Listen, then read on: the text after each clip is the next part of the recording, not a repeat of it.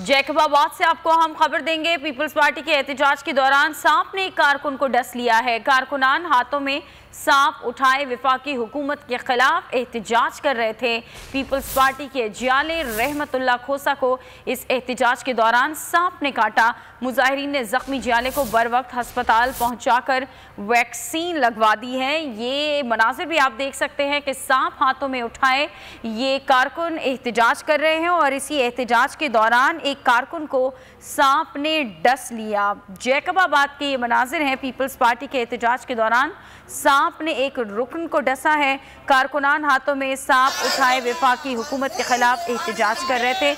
इलाही बख्श हमारे साथ लाइन पर मौजूद हैं, इस वाक़े के हवाले से मजीद अपडेट्स देंगे। जी इलाही बख्श बताइएगा।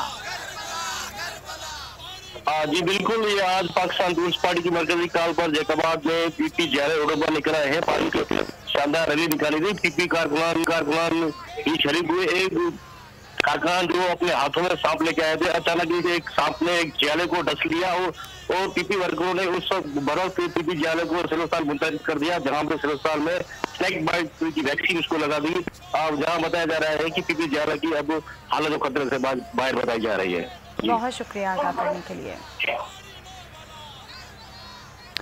जैकबाबाद से आपको ये खबर दे रहे हैं। पीपल्स पार्टी के एहतजाज के दौरान सांप ने एक कारकुन को डस लिया। कारकुनान अपने हाथों में सांप उठाए वफाकी हुकूमत के खिलाफ एहतजाज कर रहे थे कि इस दौरान ये वाक़या पेश आया और जिस जियाले को सांप ने डसा है रहमतुल्लाह खोसा बताया जाता है उसका नाम, और अब ये बताया जा रहा है कि उसकी हालत ख़तरे से बाहर है। मुजाहिरीन ने ज़ख्मी जियाले को बर वक्त हस्पताल पहुँचाकर वैक्सीन लगवा दी है।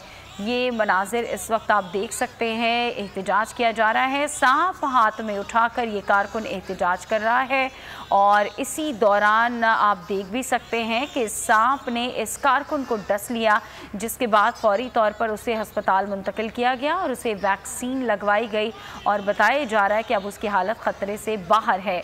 ये आप देख सकते हैं कि हाथ में सांप उठाकर ये कारकुन एहतजाज कर रहा है। जैकबाबाद के मनाजिर हैं। पीपल्स पार्टी के एहतजाज के दौरान सांप ने एक कारकुन को डस लिया।